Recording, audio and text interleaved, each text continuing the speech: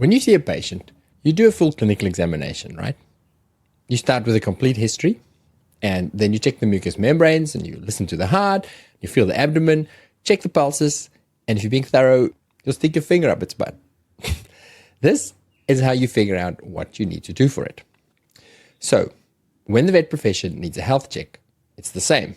We need to start with a good history and a thorough examination. And someone who has one finger on the pulse and one checking the prostate of our profession is Rhonda Andrews. If you're a long-time listener, you'll know Rhonda from previous episodes, like episode 47, where we talked about vicarious trauma, and again in episode 61, where we discussed grief, which is still one of our favorite episodes to date. If you're new to Rhonda, I'll introduce you. Rhonda Andrews is the founder, principal senior psychologist, and managing director at Barrington Center, a leading psychological and consultancy firm. With over 30 years of experience, she is highly regarded for her work in crisis management, leadership development, team building, and workplace engagement. Rhonda and her team have developed evidence-based strategies to help organizations navigate complex challenges, with a particular focus on mental health and psychological safety in industries such as aged care, hospitality, emergency services, and for the past 5 years or so, veterinary practices. Here at the Vet Vault, we love Rhonda for her direct, no BS style and her practical solutions grounded in a deep understanding of human behavior to improve workplace culture and resilience. And in this episode, she gives us some feedback on our profession. Let's call it a report card. I'm Hubert Hemstra, and you are listening to the Vet Vault, where we do regular health checks on a profession to list the DDs and find the therapists to make it better. And in this conversation, we catch up with Rhonda to find out what she's learned about us, that's you, in her 5 years of working within the veterinary landscape. You'll hear how we compare to other industries. Like, are we really the unicorns that we think we are with our own special problems? Rhonda points out some commonalities we have with a couple of other industries that might surprise you, and what we can learn from them. But we also unpack the actual differences, the things that do make us unique. We dig into blind spots, why our MacGyverism and problem-solving capabilities might actually be our Achilles heel, culture. If the culture is good and the culture is supportive, then anything can happen. Shit can happen on a day, but people feel others have got their back. And Rhonda tells us how our leaders can take better care of us, their teams, but also, critically, how to take care of themselves in roles that can be very challenging and very lonely. It's a genuine stress. How do I keep wearing those hats and keep the doors open? It's sometimes they feel like it's just a one-way street. Take out of me. What more do you want from me? That's right. Yeah. How much more can I give? Yeah. And you're right. They're a silent risk because they're doing it often alone. Okay, let's get into it with Rhonda Andrews.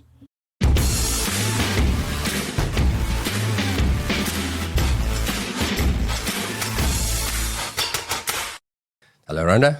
Yeah, how you going, Hubert? Lovely to have you back. Nice to be back. It's been way too long. It has, far too long indeed, and I just feel like time's flipped past, but it feels ages as well. Oh, and I told you last night that I had such lovely feedback on one of our, serendipitously, the day before we were interviewing again, somebody said, I just listened to the grief episode and loved it, and everybody should listen to it. I was like, well, that's good, because I've got to follow up with Rhonda booked for 2 days from now. And isn't that great? You know, what I really like about that is that it's current at any time for people, and people can dip in, dip out with what's happening in their lives and what's happening in the practices.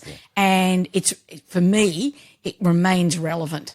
So it's been, since there was podcast, I think about two and a bit years. And when I first met you, when I first interviewed you, you had vast experience in many industries and professions doing the work that you do, but you were quite new to the vet world. So you were just dipping your toes into supporting vets with psychology. And how do you describe what you do? What's your elevator pitch? Oh, yeah, I'm not good at elevator pitches because it goes on too long. Yeah, okay. But, okay, 2 words. But I think our work is all about how do we improve people's lives, whether that be in work, whether that be personally, because we're not two separate people, you know, that, and so whatever your hats are, wherever your roles are, that's what we're on about. Okay. But in your business, in the Barrington Center's work, that's often in a work environment, in Correct. an industry environment. So what is it about your unique situation that we can improve to make you a happier person in and outside of work? That's right. Yeah. And how do we get teams and leadership humming, and so they're much more effective and efficient, and that people enjoy what they do and they're working together, genuinely together, not just because that's my role or that's what my PD says. Yeah. It's a genuine, I want to come to work and I love what I do and I really feel valued. And for me, that cultural piece, we were talking last night of all the different cultures of different places, and that for me is pivotal. If the culture is good and the culture is supportive and really genuinely there, then anything can happen. Shit can happen on a day, but people feel others have got their back. That's massive. I think we'll dip back into all of that because there's a lot of people who don't necessarily always feel that in our profession. Yeah, feel very unsafe. But so what I wanted to ask you, how I wanted to start this conversation, I heard a quote, and I've said it before in the podcast, but I really love it, that you can't read the label when you're inside the bottle. Yeah. And I feel like us in our profession, we are so inside the bottle. We know we have problems, but we can't always read the label properly of what is actually going on and how can we fix it. And I haven't heard that. That's great. I loved it. I think I've said it about 4 times on other episodes. Right. And I feel like you came to our profession outside the bottle. You can read the label. Very nice. and I almost want to get a report card from you to say, well, as somebody who has worked with emergency services, with with lawyers, with medicos, medicos, education, everything, and then coming to us with a fresh perspective and let's say an openness of, okay, well, let's actually figure out what's going on here. What have you learned about our profession? Where are we good? And obviously in these specific terms, we're very good at making animals better. but what are we good at? What are we maybe not so good at? Should we focus on the problem areas? Where have you gone? Okay, here's some serious holes that need to be filled if you guys want to be the profession that you want to be. So can I start with a report card? Because given that I have an educator's hat on, I always like to say, let's talk about the strengths first in the sector. And I'll try not to take it too personally. I'll be open to feedback. So for me, looking at, as in a report card, looking at when I entered, it was really probably about 5 years ago, where I was really introduced and immersed into the veterinary world.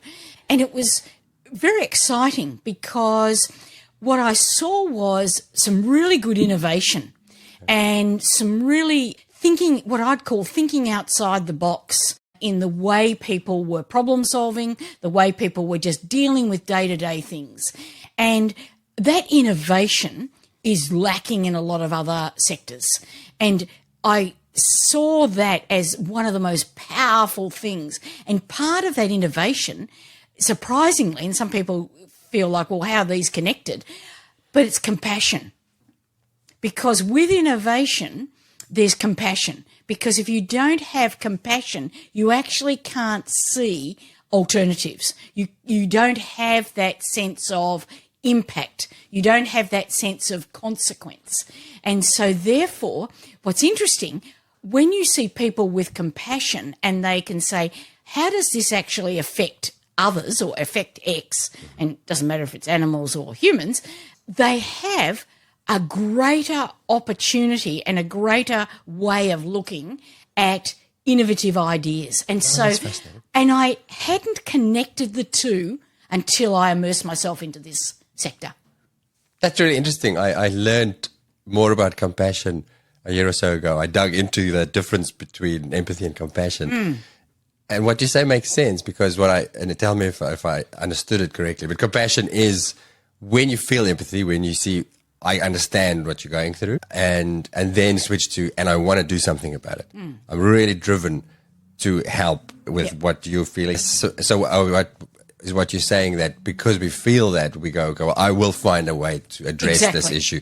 Exactly. This solution might not work, so let me find solution B. That's right. I think the other reason why maybe we are more innovative, and it's so nice to hear the positive feedback, but one thing that is so integral to how we work, do our medical work, our animal fixing work, is that it's not like in medicine, for example, where this is the way that you do it, and here's the money, and it's a part of the way. We have to find a way. Yes. We go, okay, well, in this clinic, I don't have these tools, I don't have that, but I still need to solve this problem. So let me think out the box. That's what we do 80% of our cases, you have to think outside that box and figure out, well, the MacGyverism.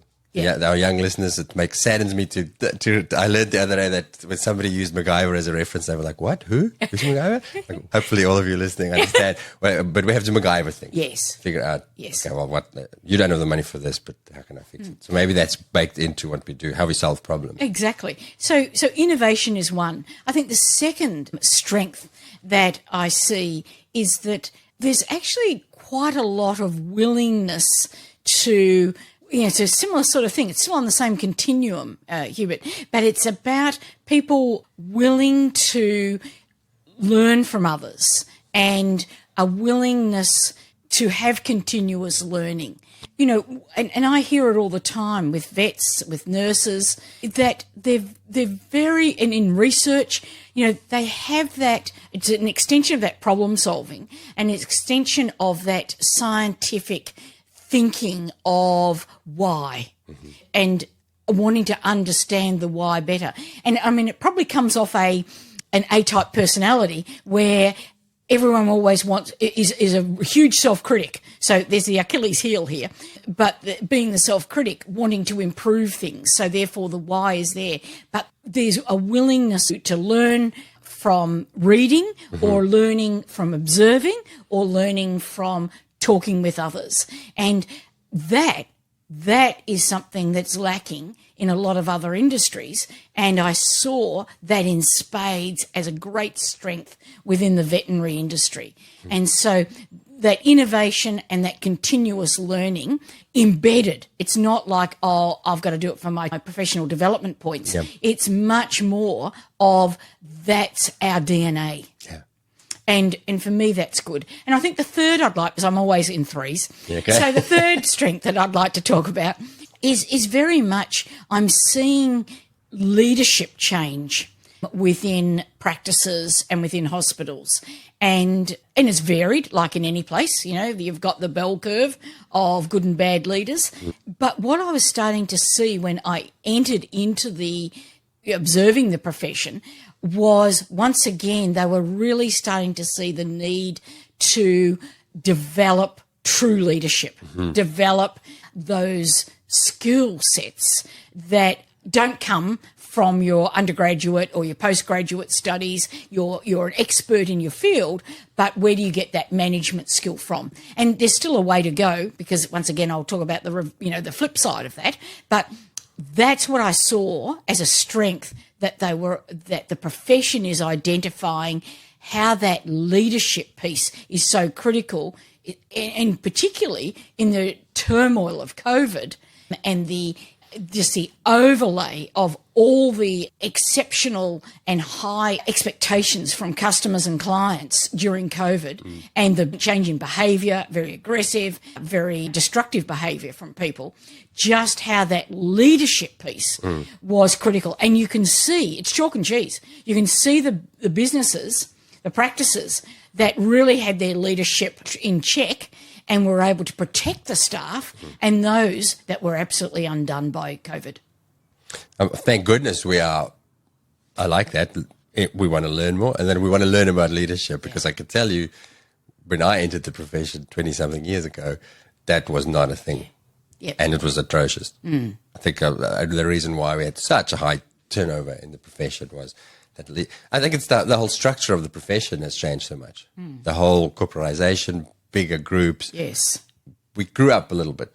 Yes. We were very much mops and pops. Yep. Mom and pop Practices. small family businesses where, there were 5 employees, so you're like a little group, and leadership, leading big groups wasn't such a problem. And there was a downside, because you had many of those owners who had no idea about any leadership, and it was, if you got stuck in one of those clinics, it was terrible. But as we innovating and as we're growing, we're getting bigger, and then we realized, oh shit, there's a skill that we're actually lacking, and that is, how do we manage this thing that we've created now? Yeah. We've got all these people, we should run it like a grown-up business, Yes, and exactly. not just. And I think sometimes that MacGyverism is a downfall, because I experience it and I see it, that people go, I'm smart, I can figure stuff out. Yes, I'll exactly. just do it.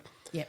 But the massive blind spots then that we have in stuff that needs to be developed. That's right. And that's where that blind spot is a mixture of ignorance and arrogance. Yes. and very much that arrogance piece of, well, I can tell you my IQ, and so therefore I can fix it, rather than saying I need help. Yeah. So let me flip it. Okay, so let's the flip it. report card So has strengths. is it time for the shit sandwich? Here are the good things, but That's right. Don't you hate those sentences? Look, I'm really appreciative of this, and then you wait for that BUT, and then you cop it. So you better take a seat. You better sit down. So I think the flip side of that is, I think when we talk about that transition from mum and dad practices into the bigger corporations, I think there's still a long way to go, because I think there's still a sense of paradigm and model that try and hanker back to that old practice model and are trying to say, well, we're just bigger. So all we do is we put it on steroids and we keep doing the same thing. And so that leverage and transformation into, no, in actual fact, we are an organisation now. We have to have various roles, responsibilities, and a reporting structure. That transition is still, in some businesses that I observe, has gone into like being frozen, immobilised, impotent. Because what happens is they still want that let's all be a family, and they're still trying to run it when there's a major number of staff, and they haven't quite made that transition. And so therefore, what happens for the staff, they get mixed messages. They get contradiction. I really value you, Hubert. We've done this for 20 years together. Da da da da. And then all of a sudden, they feel like they're being slapped around with a whole thing of how they operate in the business, and who has that responsibility, who has the decision making. And so they feel like the rug's been pulled out from under them. And so it's that mixed messaging. That's an issue that I see. That transition hasn't gone smoothly. And I think there's part of it is because people want to go back to the old. Yeah. Do you feel a resistance when you go into these big business? And I think I understand it. I have empathy for it. I'm old enough too, as I said, to. It was almost a good thing about our profession. For example, I have friends in engineering or construction or grown-up businesses. Yes. And then I'd listen to their stories of bureaucracy and red tape and the regulations. And I'm like, oh, thank God we don't have that stuff, because it just gets in the way of what I want to do. I just want to fix animals. Yes. Don't come at me with all that crap that I have to deal with now. Exactly. Don't bother me about this. Yeah. I've got my job to do. I've got my day job. And that's the thing. That actually segues nicely into my second point. So that's great. The second point is, what concerns me about the sector is they're not got their eyes open about the risks. And there's risks there from a governance perspective, from a, workplace perspective, employee, all those, as you talked about, the red tape, all the regulations, all the legislation. And it is overwhelming for a lot of people. It is. And when they haven't got specialised HR departments, or, they're trying to cope with it, it is a lot. And there's change, huge change. What does it mean about your legal responsibilities as a director? Are you open to being sued? And what does that actually mean? And so all that legislation and the risks attached to having staff, work cover, how to be what I'd call much more proactive. And so what concerns me is the eyes aren't open for a lot of businesses, and they are using a very, what I would call a dangerous modus operandi, of that is just in time. And that is, I'll get to it when it happens. I'll deal with it when it happens. And I tell you, I'm in the coroner's court. I'm in the courts all the time listening to those owners, those directors, when they go, I didn't think that would happen to us. Quick interruption to tell you about what's happening with our subscriber podcasts, and then we'll get straight back to Rhonda. So hopefully by now you're aware that we have a whole separate series of podcasts where I interview specialists about clinical topics to get updates and recaps and everything you need to know to stay up to date and confident with your clinical game. But Did you know that each episode also comes with show notes? That is a summarized document of all of the key points that you need to remember and apply to your next case. The notes all live in one searchable space, and it has become my own personal first point of call and resource reference for when I'm on the clinic floor. But what not even our subscribers know is that I am very, very close to launching an AI assistant that has access to all of the show notes that you'll be able to chat to and ask questions about all of the stuff that we've ever covered in any of the podcasts. That is more than 500 episodes and counting. So, for example, you'll be able to type, can you tell me what the treatment protocol was for DKA? Or which episodes discuss blood transfusions? Or what was the dose for prednisolone that Dr. Collins mentioned in the IMHA episode? And our key to the VetVault AI will pull up all the information that you need with the reference to the episodes in question. This assistant will be free to all of our all-in subscribers. And the reason it'll be free is because I'm going to increase the price of our clinical podcast significantly once this launches to cover the cost of the tech involved. But this increase will only apply to new subscribers who join us after we launch this, which will be within the next month or so. If you're an existing subscriber, the price for your subscription is locked in for as long as you stay signed up. In other words, if you've been on the fence about signing up, get off the fence and join our VetVault nerds now at the lower pricing, which is $110 per year, which equates to just over 115 Australian dollars. Try it out for free for 2 weeks at vvn.supercast.com. That's VVN for VetVault Network.supercast.com. Okay, back to Rhonda.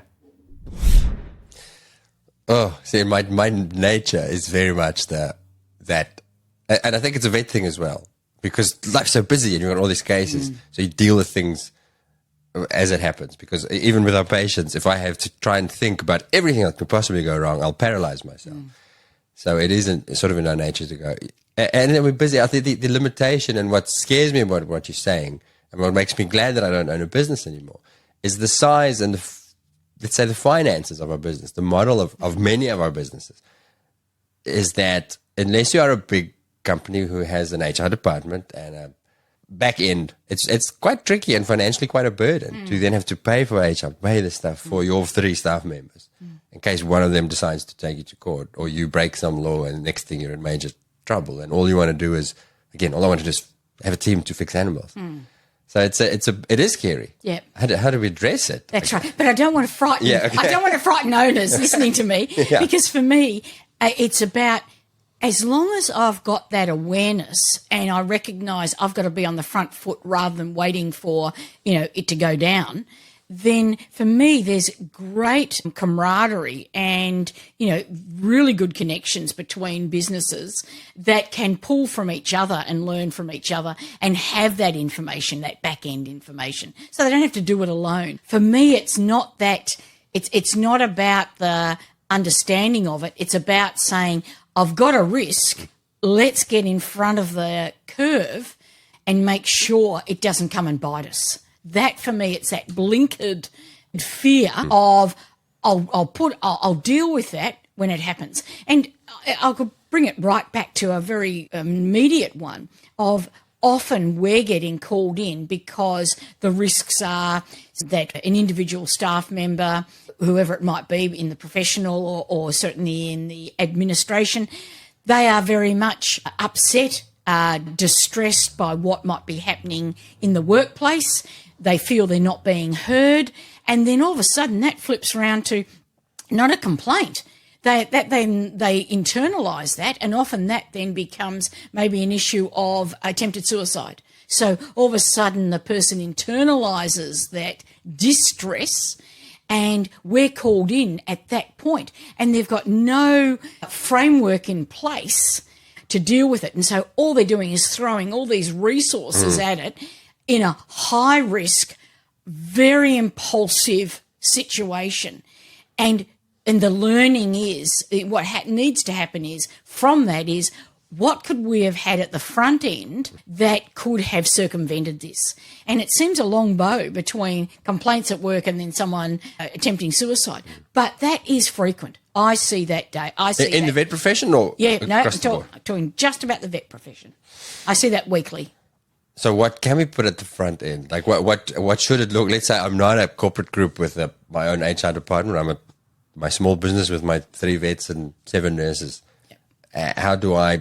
What do I put at the front end? Yeah. And for me, the front end is actually giving people the training of how they actually operate within the business, how they operate as individuals. So the type of training I'm talking about here is communication, because what lacks in that example I just gave is the individual says, I'm not being heard. I'm not, they're not hearing that this is a real issue for me. And so once again, very type A personalities feeling like I'm not good enough, I'm not valued. That's when it turns into a self-destructive reaction. And so going back to what you asked, Hubert, it is that proactive stuff. It is that training. You know, for us, it's around the psychological first aid. For us, it's around having a look at things that are making sure there's good communication and genuine communication, not just, oh, yeah, we tick a box. Because that's the cynic in me. And again, that's looking at other big professions and speaking to people who go. So, for example, people who work on the big mines and stuff, they have, and it's more physical safety stuff in that, but it becomes such box ticking that it actually pisses everybody in the job off. Exactly. This just interferes with my life. I freaking hate this. It doesn't make me feel protected. It makes me annoyed because if I don't tick the boxes, then the company's not protected. So how do we change that into this is a genuine benefit for you as a leader and for your team, and you're going to have a better workplace?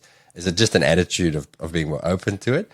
And I think it's more, and it's a good point, because it does piss people off if they feel like, well, all you're doing is just Covering an your ass covering exercise.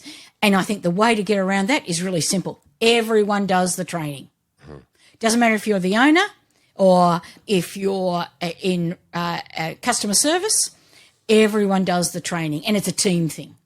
And that can be done online, so it doesn't have to be onerous, but it's saying, I'm no different from you, and that we all need to learn it. And what's important, and there's training and there's training, so let's get it right here, that the training I'm talking about isn't just, here's the theory. It's how do I put that into practice? And there's a scorecard on putting it into practice. So there's feedback, which the vet industry loves. And so as long as we build that into it, then they're actually getting the feedback. They're getting the feedback because that's changing the culture. And everyone has ownership of that culture. So I'm not going to just say, you're the owner, that's your responsibility. Or you're the practice manager, that's your responsibility. It's like we all have equal ownership to get this right. I think that's an important message for people to hear, people listening to this who are not owners and managerial teams. That stuff that your boss is trying to get you to do, and I'm guilty of that as well as an employee, because life's busy. Yep. There's work, and I just want to rock up and do my vet work and not have to worry about all the other stuff. But there's a good reason for it. And it's not, I think maybe the temptation is, if I'm okay now, I'm psychologically okay, I don't have a problem, so I go, this is bullshit. I don't have time for this crap. I just want to go camping. But there's other people in the team who this really might matter to. Exactly. And then maybe a shift of going, I'm not doing this for myself. I'm doing it for everybody in the team. Also for my future self, because I might be fine today, but 3 years later, I might not be so fine. Yeah. And then maybe that training that we did when I didn't feel like going to that day on a Saturday is going to be massively useful to you. Exactly. And I think you're so right there. Because what we want to get away from is the roller coaster. We want to get out of this. Your business. Businesses are a roller coaster in themselves. You have peaks, troughs, peaks, troughs. And what we don't want to have is mirroring that pattern with the way in which the staff feel. Because otherwise what happens is it all then escalates. The highs become higher, the lows become lower, and it becomes very extreme. And that's where people go into burnout. So what it is, I call it the drip feed. It's a great thing. You just keep on adding over time little bits. And exactly what you just said then, Hubert, I'm doing it not just for me. And maybe I don't feel like it right now, but somewhere I'm going to pull on this, but also I'm in here as part of the team. And so it's shifting that mentality, shifting the thinking from I'm just here to do my job and go home again to here we are all working together, And how can the we, rather than the I, feel better about stuff? That's insightful. And again, I'm guilty of it. And I'm sitting here thinking, I mean, you mentioned suicide as the worst possible outcome Yep. of not doing this properly. And I want to ask about less extreme risks that we might be Yes. blind to. But every time there's a veterinary suicide, and I wrote about this the other day, it annoys me because we all jump up and down and we get very upset. But then what are you doing about it? What are we doing as individuals to stop that? To say, not one more vet, but I can't be asked to do that course that the work's offering because it's not a problem for me. And so maybe that ownership saying, well, this is our problem. And if there's solutions, I might not like all of it, but do something about it. Yeah. And I think it's about connection. It's got to be why am I going to do it? For me, it's about why does it matter?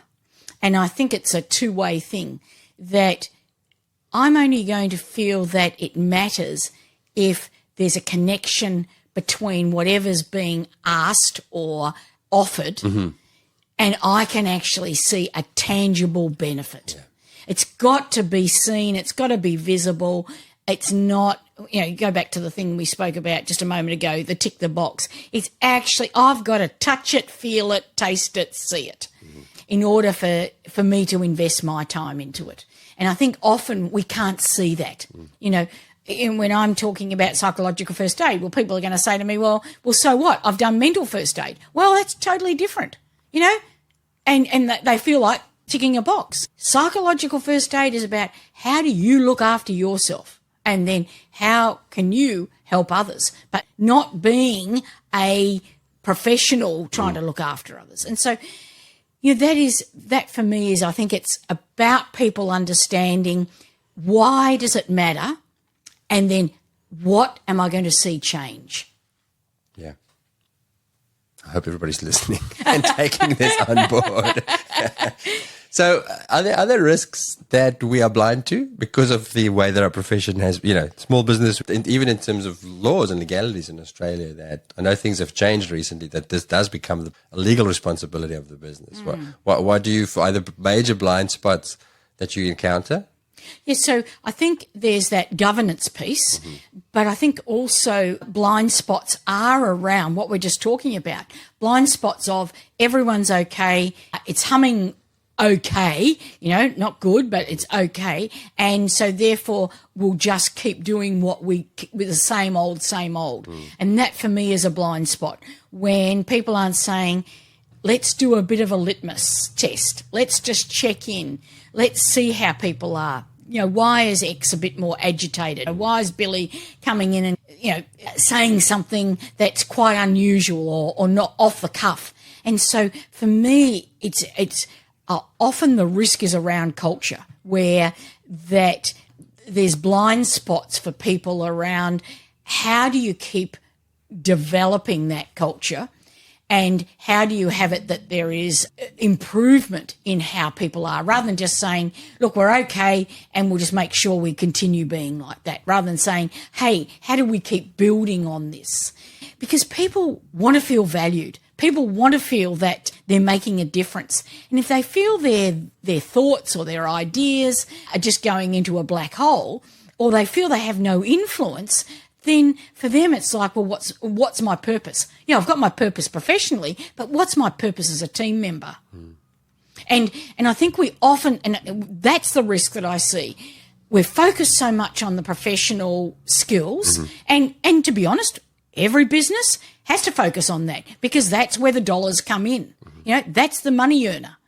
But we've also got to protect those money earners and the people supporting those. So we just can't keep burning at both ends and then say, oh, well, they're done, and replace them, because that, of course, as we know, attrition, absenteeism is a huge cost to any business.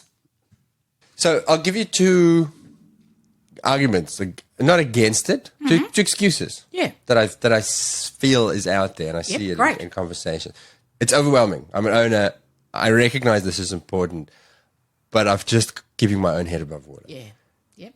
Just with the clinical stuff. Making sure I've got a roster full and clients are happy and checking the finances. And beyond that, I don't have the capacity to focus on this. Yeah.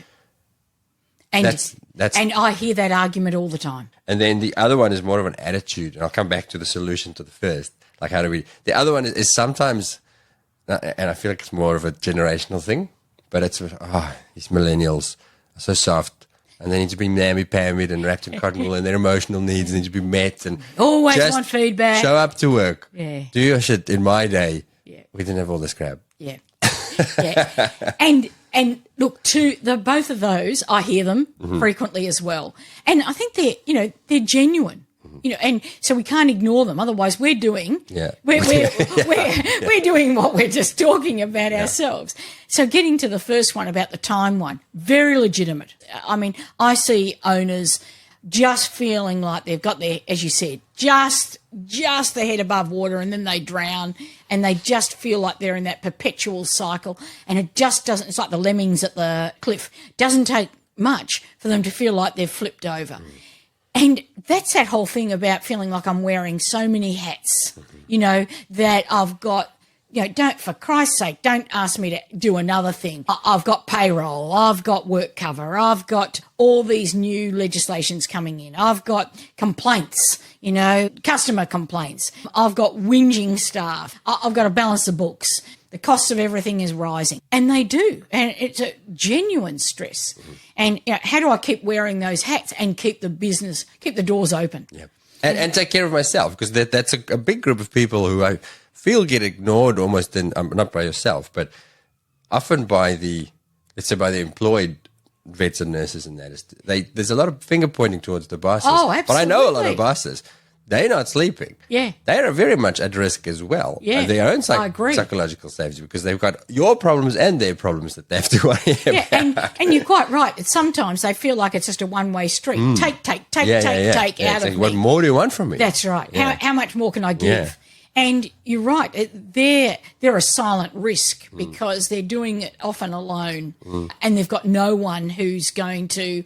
Well, no one's interested. A lot of people aren't interested in what your gripes are. Yeah. So going back to that time piece, and certainly about feeling overwhelmed, and it's a genuine issue. Understand that is, if I go into any small businesses, doesn't matter what the industry, I could write the script of just where those pressure points are.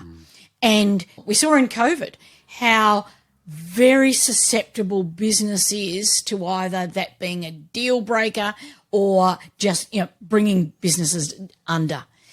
And so I think for me, certainly what I see where people actually turn that around is to say, I can't do it all.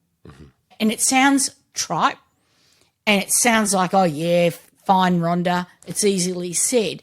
But it's a genuine thing of saying, I can't keep on doing the same thing because I've just run out of time, or I've run out of emotional space, I've run out of brain power to do this. So it's actually reinventing those partnerships. It's reinventing the way the business operates, and it can be really small tweaking to make a difference. So it's actually looking at the staff, however small or big the business is, the practice, and it's saying, okay, where are our skills? Not our professional skills. Where's our talent as a business, and who's got the talent that I can actually delegate to? And it might be small, but it might be customer complaints goes to one person. It might be looking at what training there's out there for staff to do. It could be, let's get an assessment on what are the rate changes. What is our lease of our building comparable to others, or are we being ripped off? So it can be as targeted as that they're looking at, but it's saying, firstly, I can't keep doing all of this. And so it's then saying, where are the skill sets within the team? Research, problem solving, willingness to explore and investigate things, a person who has a great deal of order and really wants to systematise things. and start to give them small bits of other jobs that are keeping you up at night. And saying, and it's not about, because I can hear it already from owners, they go, but they'll want more money. And it's about saying, this is about culture. If we're going to thrive and if we're going to actually build our business, the business, not just, who is the owner, us, then this is our contribution. So it's culturally based outcomes. Okay. That for me, if you're just saying, oh, do this, oh, do that, oh, do the other, people are going to get pissed off and say, oh, shit, that's your job.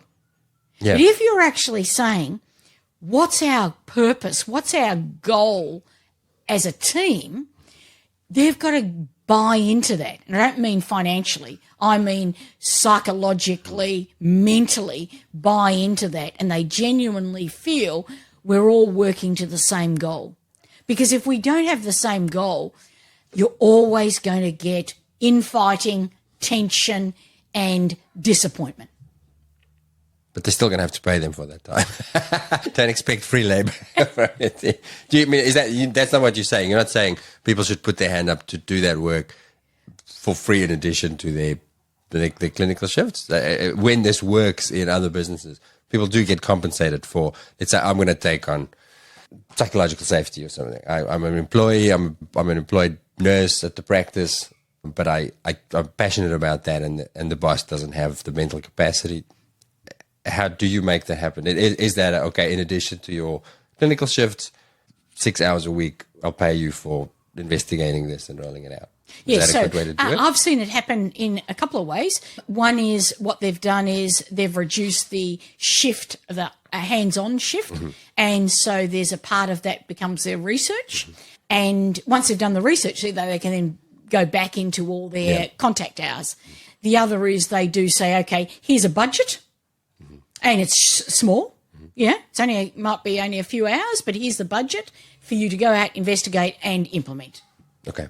And then there are others where it's a shared, if you can put in an extra hour, then this is what I'm willing as the owner to put in to investing into us doing that training. And here's, so many $100 per head to do that. So it becomes a dual, you do it in your time, but I'm willing to put the money in for this training.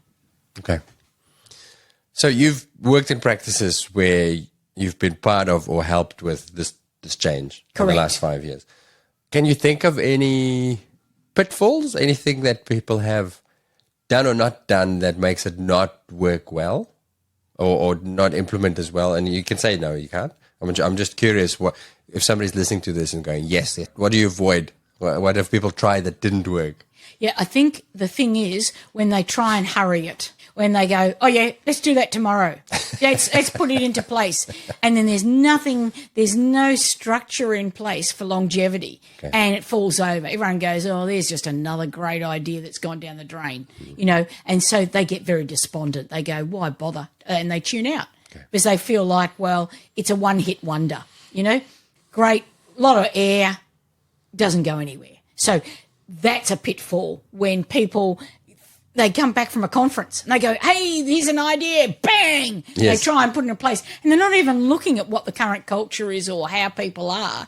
And they feel like they can just drop an atomic bomb in there and feel like that's going to be the panacea. That's going to be the fixer. So for me, it's both having the structure in place and the process and people in place that can continue the activities that are the change. And the second is it right and is the business ready right now? Because if you try and put it at the wrong time, it backfires. The other thing I'll comment on, and I'm curious your insights if you've noticed the difference, but there's increasingly coaching programs, mentoring programs for practice owners that you sign up to and you're part of it for a year or 2 years or something, which I feel like make so much sense because we have a capacity and we have strengths and weaknesses as individuals. And some people, I know some practice owners who are phenomenal leaders. They seem to just have the skills. The gift. Most of us don't. It's the reality. And again, it's that MacGyverism of going, well, I'll figure it out because I'm smart. but you don't figure it out. Do you find a difference with the practices you work in how good people are at planning and implementing all these new things when they have an outside business helping them run the business? Yeah, and I think outsourcing. Yeah, and I think that works very well. And I see two different models. Three actually. I see an external mentor or coach who is another vet or is in understanding of the veterinary industry, and that external voice is excellent because and we've got plenty of very good coaches in Australia where, there is that good long-term relationship to build exactly what I'm just talking about, build that change over time, that transition over time. I also see another model where it's a collegiate support. So it's either geographically or purely because of interest groups that owners have come together and they form their own like a cohort. mastermind almost, Yeah, to say, exactly. Let's catch up and what are you working on? That's right. And they share those ideas. And so that's a micro group. And in education, that's a very key model that's used very effectively, where principals get together and on a regular basis and, share all the stuff that they wouldn't be sharing elsewhere. So it becomes a very open and trusting working relationship. So it's not a competitive thing. It's very collaborative and collegiate. And the third is, which is very new to the veterinary industry, and some listeners will go, oh, how can this work? But it's cross-functional and it's cross-specialist. And so the coach comes from a totally different industry. And so what you're getting is not only an external coach, but you're getting someone who is not part of the industry. So therefore, there's pluses and minuses to that. But the plus is they are not making assumptions. Yeah. And so therefore they challenge everything.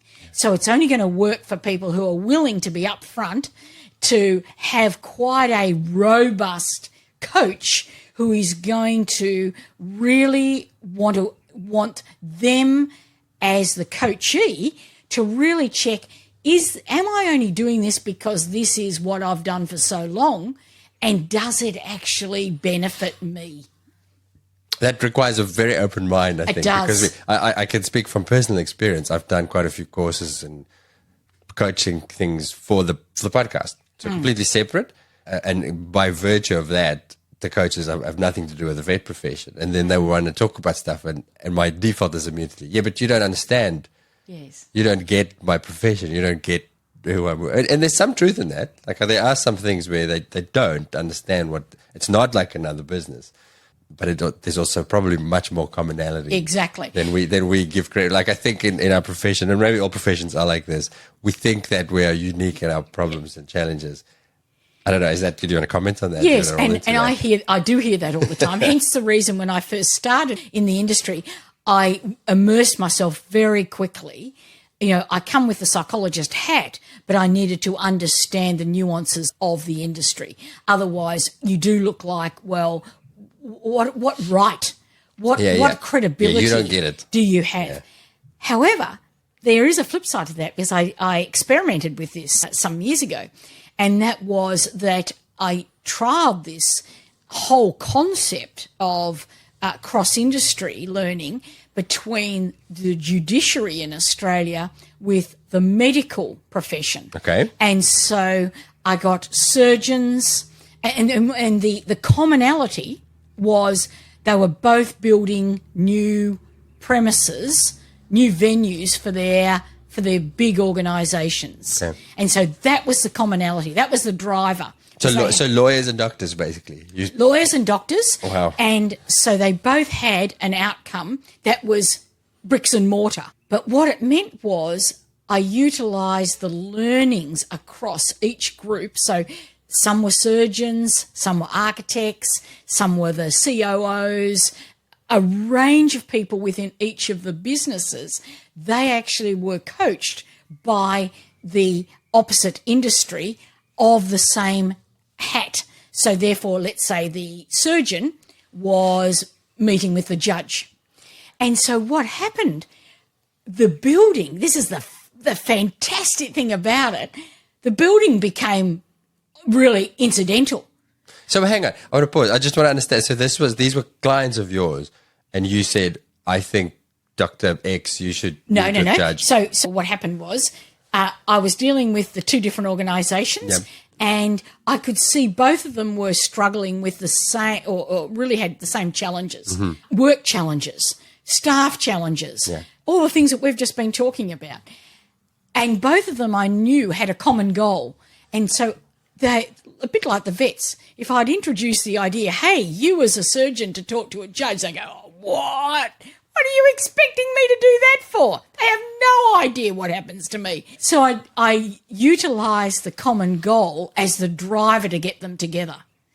That was my driver and my common piece. What they got out of it was, hey, what you're dealing with, because they had these. So then I matched them up. I matched the surgeon up with a judge. I matched, the COO up with admin. And what they found in their discussions was, yeah, you might have that. That makes sense to me. I've got the same issue, slightly different party dress, but the theme is the same. And the great thing about this, they actually found the commonality of the themes. And so the whole point of, because they started exactly where you were, you wouldn't understand what it's like to be in court. You wouldn't understand what it's like to be in theatre. You wouldn't understand what it's like to have lack of supplies. You wouldn't understand what it's like to have witnesses that have meltdowns in the courtroom. But when they overcame those, I'm unique, they opened up to the commonality of the themes and the richness of the learning. They actually continued their coaching together or mentoring each other for 2 years. Really? They took that initiative and they met every alternate month for 2 years. Who would you pair the veterinary profession up with? Who would be our blind date? Well, in actual fact, it has already occurred in the UK, and that was with the judiciary. So to me, that feels very different. I'm doing exactly what you said. I'm like, it's very different. Everybody hates lawyers and everybody loves us. What are we talking about? We have nothing in common with them. Money grab. Oh, hang on. That's what people accuse us of. Money grabbing. It's the judiciary, not the legal profession. Oh, sorry. So the judiciary is, you're talking about your judges. So they are coming with very much that community. Their whole purpose is to serve the community. So too is the veterinary. They're altruistic. So too are the veterinary industry. They are very much type A people. The commonality is quite profound. Oh, wow. And so, yes, take away the lawyers, put them out there. It's the judiciary. So for them, they are serving the public. And what is the outcome? What's the outcome to protect society? What is the outcome to protect the welfare? And that's exactly what the veterinary profession is on about. And so, therefore, when you start to drill down, there are the issues around budgets. There are the issues around limited resources. They're not, there are the issues around how do they deal with such a range of clientele? How do they deal with unrealistic expectations? How do they deal with how their staff are treated? How do they deal with abuse? How do they deal with suppliers who are late, delayed, and legislation and all the external things that are outside their control? There is so much commonality, but there's enough difference to take both professions out of their own boxes to say, hey, in actual fact, we could do the same sort of thing. And so there's a cross-learning. So have you got networks in both? Can you set us up? If we have any owners listening to this going, I would love to chat to a judge. Do you know what? It's a passion of mine. It's been burning there since I was in the UK before COVID. In 2019, I was on that last bloody plane coming back into Australia before the borders shut, 2020, and I thought, I'm going to make sure that gets up in Australia. That's cool. Yeah. Because I see some real merit, because it takes us, psychology is the same. We can get so blinkered. So inside the bottle. Like I said earlier. To inside the bottle. And that's not saying that we don't have enough innovation, because I have spoken about innovation. But if we're really true to ourselves, and things like we're doing with the Executive Consequence Management Program is bringing multiple professions together to learn from each other. That, for me, I guess that's my sweet spot of what I would really like to see, and my drive. Cool. I'd really like to see us learn cross professions, because there's so much commonality but healthy differences that we can adapt and take that into our own environment. So you have moved between a bunch of these different worlds as the neutral party. Yep. And seeing how people do things. Are there problems that you see us struggling with in our vet profession that other professions have solved or are solving, that you'd look at and go, well, why don't you guys just do that? Have you learned anything like that? Yeah, I think certainly, and we've touched a bit on it already, but I certainly see one of the real struggles still is in that delegation piece, is in that when I've got multiple hats, how am I actually going to, you hear it, and it's sort of wanky words of uplifting, upskilling the staff. But really what it is how we're going to get our shit together as a collective, rather than me feeling it's always on my shoulders. And for me, that's around that cultural piece. Okay. But then everything that sits around it. And I've got to be willing to let go of things. And it does become a control issue. And we all do it in different ways. And it's like, and you hear it, I can't because. And so it's about, what am I willing to let go of? You may not do it exactly the same way as I do, but am I going to focus on how you did it or the outcome? And that's the change. And so it's when I've got multiple hats, when I'm awake at 3 a.m. in the morning, and I've got that list that I keep going around and around in my head, and I can't get to sleep. It's like, what can I let go of? And it may not be delegation. You're actually just saying, I've got to park it. I can't deal with it, because that's about our control. That's that when we feel overwhelmed, the inverse happens. We have to have more control, and so that punishes us. So for me, it's wearing those multiple hats, that sort of concurrent, and particularly when there's things that are happening over a long period. So, let's say the vets who are involved right now with the avian flu thing, that's going to go for months. And it's not just euthanizing the chooks. It's about what happens for those farmers. I come from Victoria. A lot of those vets have very close relationships with those Western District farmers who, their business just died overnight. And that affects the vets. So, here's the knock-on effect. Knock-on effect in relationships, knock-on effect in business. And so that has a long-term effect. Droughts, fires, they all have long-term effect on vet practices. And it's in that piece, how do they actually manage what they have control over and what they don't, and what they can delegate. And so for me, it's that concurrent and long-term dealing with change. So that's one. How do you get better at that? Because now I'm doing the same thing that I said. I feel like vets are worse at it, but maybe not. But it's that A-type personality, and by virtue of our job, we are the problem solvers. Yes. And I've had, in one conversation we had about veterinary suicide, somebody who had a suicide attempt said that was his Achilles heel, because I'm the problem solver. And then at some point, as you say, we want more control. Things get more stressful, so we're like, well, I've got to fix this. I've got to fix. How do we get better at saying, I can't fix it, without getting to the crisis point where you actually can't do it? So where somebody has to take over before the wheels fall off completely. And that's a really good point, because you are by nature excellent problem solvers.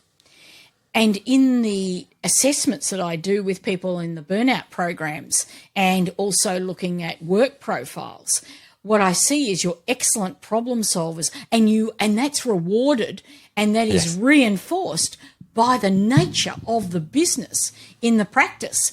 You know, customers come, they want solutions, they want immediate solutions, they want things to get better. They want you to be a fixer.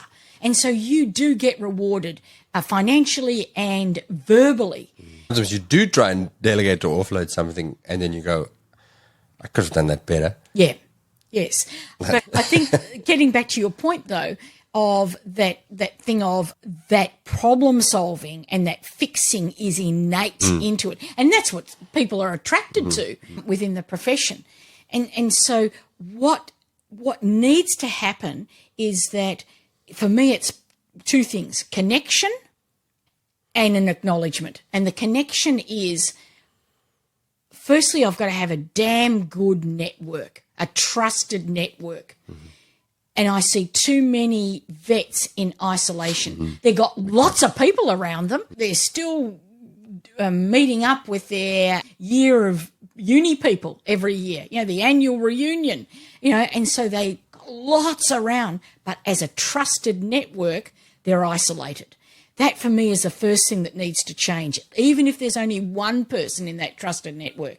And that then allows the person, the owner, or whoever it might be, like that person who said suicide was the option at that point, is to then say, I actually can't keep doing this.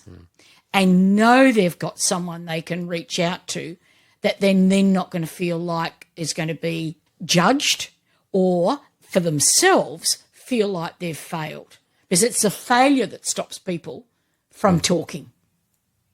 Why? Because they're too embarrassed to admit that they're failing. Yeah. Okay. Shit, I'm the owner. I'm the problem solver. Yeah. I've been doing this for 20, 30 years, 40 years. Yeah. You know, why now? I'm not going to tell someone that I'm not dealing with it, or I can't cope.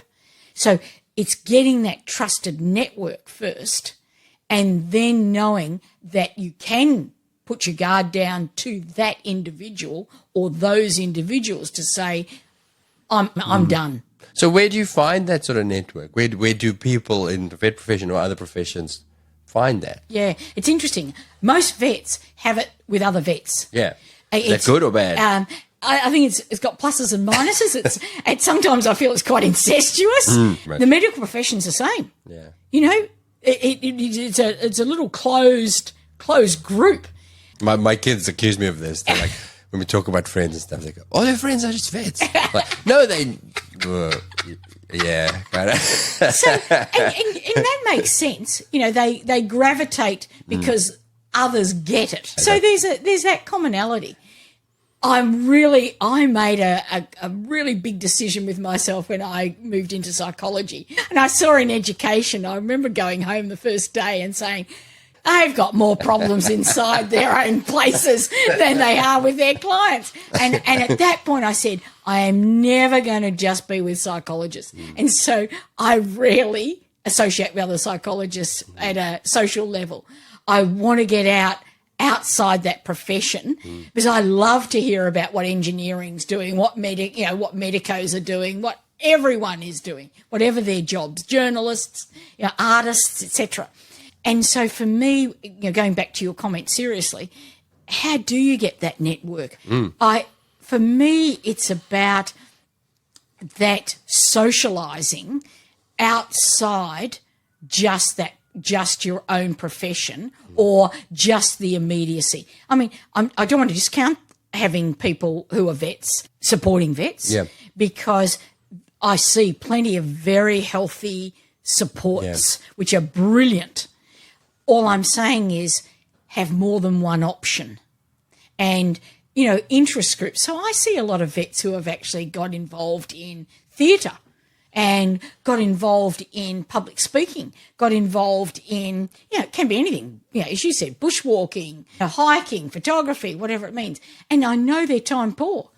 But when they actually get outside the work and can actually be with others, horse riding, particularly, they then actually find some other Not animal links. related, because then people will ask you animal related That's questions true. about the horses, and then That's right. you're back to work What am again. I going to do about this? How's this hoof looking? That's like I made the deal with myself when I used to go in taxis, and they'd go at late at night when they were picking me up from the building. Oh, what do you do? Oh, I'm a psychologist. Oh, wow. I was a slow learner. After having that twice, I'd then say, I've just cleaned the place. There'd be no conversation after that. Oh, awesome.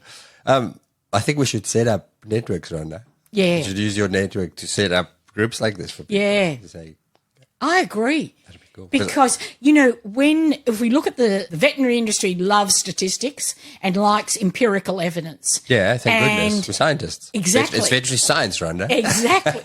And the stats are there. The proof is there that the true social connection is the most important thing. And I'm talking about trusted networks, not, how many mates have I got? It's who is my confidant. The social connection and trusted connection is the greatest antidote. And if I look at the stats and look at post-traumatic stress and then look at suicide, because we are part of working with Stanford University in California, and it shows that the reduction of risk to post-traumatic stress and reduction of risk to attempted suicide decreases by 80% with someone who tells me that they've got true, trusted social networks. 80%. Wow. It is so powerful. So if anyone listening today, if they take one thing away, it's that link is not just, oh, yeah, I'll get round to it. That link is your lifeline. I think there'll be lots of people listening. Like, here's a question to ask yourself that I'm asking myself now. Who would I call? When I'm in the real dark spot, who am I going to call? If the answer is, I don't really know, then maybe you need to do something about it. Yeah, exactly. And when you're in that space, it's very lonely and it's very panicky. And it's about that person needs to be able to come to mind immediately. And I can never say that I've experienced that. The closest I came was during COVID, and I'd had to be taken by ambulance to hospital because I had and I don't know the correct terms, but basically because of all the coughing with COVID, everything swelled and I couldn't breathe.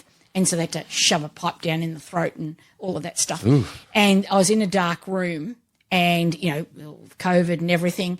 And I had probably the biggest panic attack that I've ever had. And at that point, I thought, well, I might die. And, it's a bizarre because your mind is actually going, even though you're panicking, your mind is going very slowly. Like time just slows down. And it was like all my life was going ahead of me. And I was actually thinking, shit, is this the body shutting down? And I just thought, who is it I would call right now?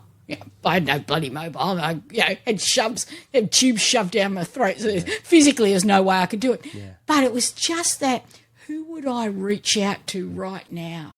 And it was a really powerful moment. And did you have the answer? Absolutely. Did you know? Absolutely. Yeah. Wow. And that, for me, calmed me. Even though the bizarre thing was I couldn't talk to them, but I knew I could. I knew I had them in my mind. That was the most important thing. So it was quite an experience I've never had in my life before and never had again. Wow. I'm completely lost. That's such a powerful image to think about. So where are we? What have we not spoken about? Oh, I have another question, complete left turn now. So are there things, because we like to, like I said, we said earlier in the conversation that we like to think that we're unique and we have our unique problems. Are there unique problems to us? Like, have you looked at things and go, yeah, you guys are right. I've not come across this in other professions. It's a good question. I think the uniqueness is the assumptions that customers have on who you are. And what I mean by that is your customers come both as people and primarily they're coming because of their animal. But they blur those two expectations. And I see it all the time when I'm working in vet hospitals and working with teams in training, that what I hear is that dual necessity to both put on the work hat, the professional hat, and deal with the animal and utilise So the your thing I'm qualified professional for. skills Yeah. and what you're qualified for. But often the overriding stressor and overriding demand is managing the human being. Yeah. And that, for me, the medical profession could say, well, that's like treating kids and parents, but that's on the same continuum. For me, the veterinary industry is not like that. That people say, this is my dog or this is my cow, but their demand is actually about how you treat me. And so we're seeing that amplified with mental health issues. You know, various vet practices are dealing with serious mental health issues of customers. And so their expectations, their language, their communication is pretty bizarre and threatening. And we're now doing training around not just abusive customers, we're actually doing training around mental health issues of customers, how to deal with schizophrenics, how to deal with people who are really OCDing. You know, If you ask most vets in a bad day, they say they're all crazy. so I think that duality is unique to the industry. Yeah. So is that the solution? Is that because you're right, for a lot of vets who are 20 years into the profession and really still love their job, they've actually flipped it and have recognized that I'm here for the people. Yeah. The commonality, the thing that we do together is work on your dog, but my job is actually relationships with people. Yeah. And they find joy in that. And that sustains them. And I find often the vets who go, I don't want that. I just want to work with the animal. Exactly. They're the ones who really struggle. Yeah. And I see that all the time, Yeah. where they're saying, I don't want to deal with the person. And in actual fact, one of the positives of COVID was the customers had to stay, the humans had to stay out in the car park. Lots of vets loved that. Yeah. So the owners were out in the car park, you ripper. The animals were coming in. And I know, I have not just anecdotal, but measurable difference in people's stress levels because the owners were all sitting in their cars and they thought that was great. They could control them. So that for me, and there are others, as you said, really love that relationship. And I saw a lot of vet practices extend that because what they did was they moved from being inside to being outside. So they would come and treat the animal outside in the car. And so they could then control the moving in and out with the animal rather than being with the owner all the time. So we've got a disparity here. We've got some vets who really love that relationship and others who hate it. What I have seen work really well, and the dental profession do it. What, shove something up the client's mouth so they can't speak? Exactly. That's right. It's like, Jesus, I don't want to talk to them, so let's just put as much in there as possible. Let's put that little suction thing in. Actually, just to shut you up. But what I see some practices doing now, which is very clever, is actually having the vet nurse, have the primary relationship with the owners. And so they are, if you like, upbuilding and increasing the visibility of the nurse in that relationship building. And so there's a transition. The vet moves out and the vet nurse is actually then doing the bookends, the introduction of, well, what's happening, to the dispensing and just looking at what things to look out for and therefore what's going to be the next follow-up. Specialist vets do that very well. They really do that well, you know, and I can speak from personal experience of it. They do it, or they use some of the trainee vets So, those who are coming through, still undergraduates and maybe in the specialising part, they have it that they're taking all the details and documentation at the beginning. The vet comes in, does the intervention, and then either the vet nurse or the undergraduate then does the wrap-up. And so the total time of the vet's engagement is about a third.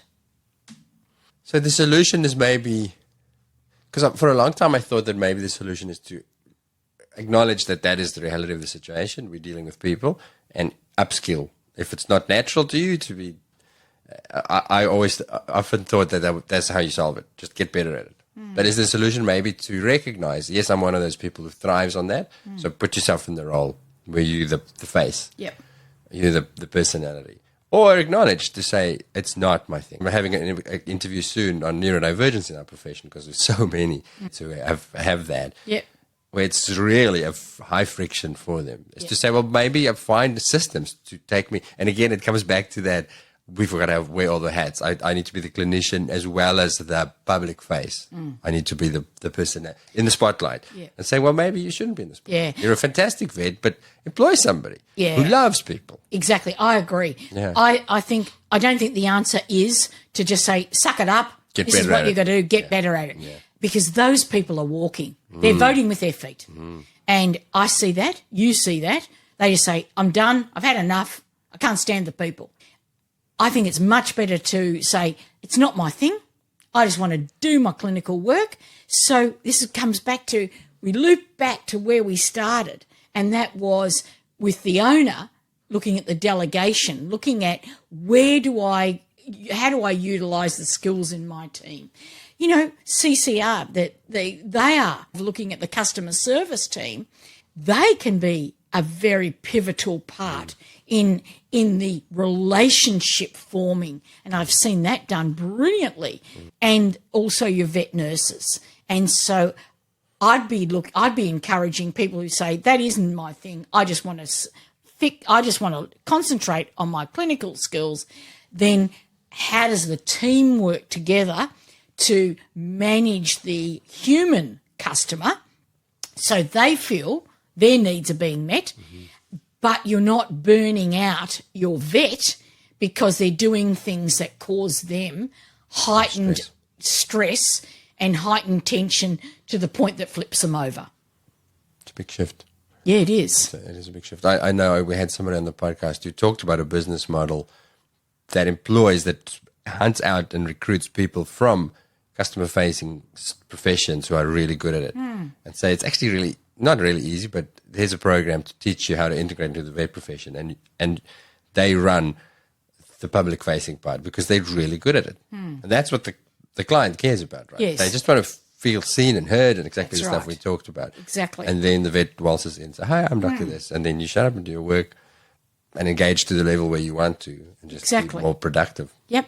Which makes a lot of sense for the right people. So it's about coming back, circling right back to what are we good at, thinking outside of the box. Exactly. Maybe we're not quite good enough at it. Think outside of the box a little bit more. Yeah, and it's about not one size fits all.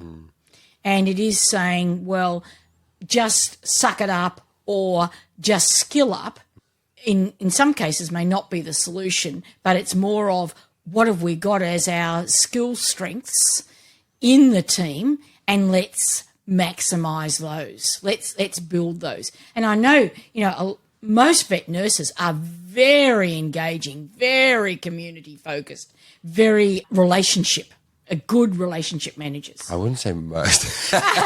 Well, many.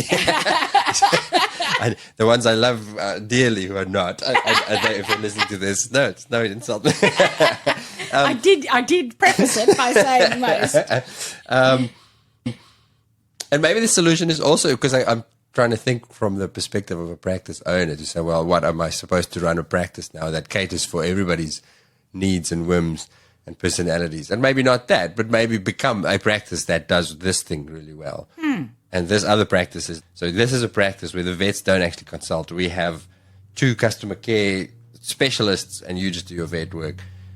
And in this clinic, the vets shine and have different models, and you'll attract those sort of people. Yeah, exactly. To say, well, I want to work in a practice like that. Oh, there's practice for me.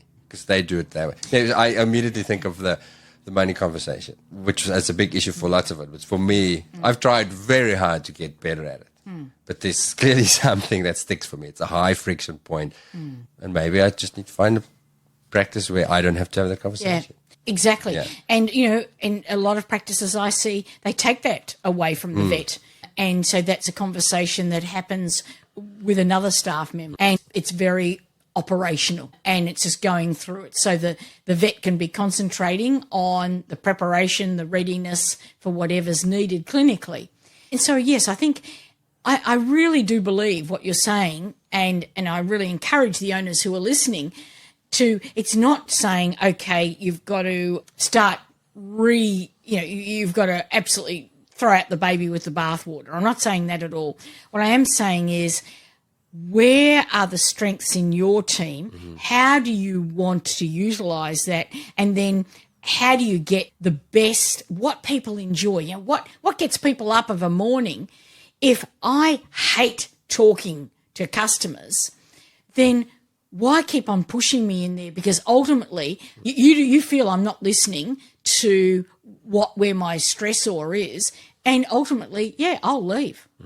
And so you've really signed their exit.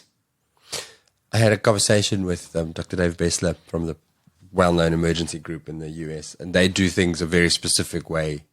And I kept trying to dig into the downsides of that. And in the end, he said, it's very much, we've planted a flag on our island to say, this is our island, this is our culture, this is how we do things. Our island might not be for you. If you swim up to my island and you go, oh, I don't like that, then go find an island that works for you. But the people who want my island and my culture, we'll draw them to us. And maybe that's it. Go plant your flag. But even you can have like sub-islands within the same island. Yeah. Like, just as you were talking, I remember speaking to a vet owner and he said, I just can't stand it when all the, I won't say what he said to me. I can't. It wasn't for crying out loud. You're right there. Had a few more expletives. What he couldn't stand was on surgery day, just how much chatter from the vet nurses. They'd be chatting about the weekend, chatting about all different things. And he said, I would get really angry. I just want to go through the list for the day and look at things and get everything ready. And he said, so they would see my anger. And so it'd set the day off badly and it'd just go downhill from there. A really simple solution was, what we did was, he'd give them 15 minutes to have a chin wag. He wouldn't even be present. As soon as he walked in, it was then, let's look at the list. And it sounds simple, but for him, it was that 15 minutes that he would just tear his hair out and it would just set up a really bad environment. So he made it very overt. It wasn't like he was just not there. He'd say, you love your chats? I hate it. I'm going to go and have a coffee. I'm going to start. Put my headphones in. Yeah, exactly. And you come and get me in 15 minutes and I'll come in and we'll start our list. That's cool. And he said it's totally changed, and they make a bit of a joke of it now, but it's totally changed the ambience and the feeling. They're not pissed off with him. He's not pissed off with them. And he recognises their time of just talking about the food, the people, the goss, all of that is what they need to then switch into work mode. He doesn't need any of that. Yeah. And two very different personality types. He's put it out there, speak about it, recognise it, acknowledge it, not condoning or judging one versus the other, and then they get on with it. He said the productivity during surgery days has absolutely improved. So cool. And use that ingenuity, think outside the box. That's right. Great place to wrap. I think am I missing anything? No, I think that's a great. Really nice way. Innovation is the key. Fantastic. Rhonda, thank you so much. I've missed chatting to you and I'm excited to get this one out. Thank you very much. It's been great to be here.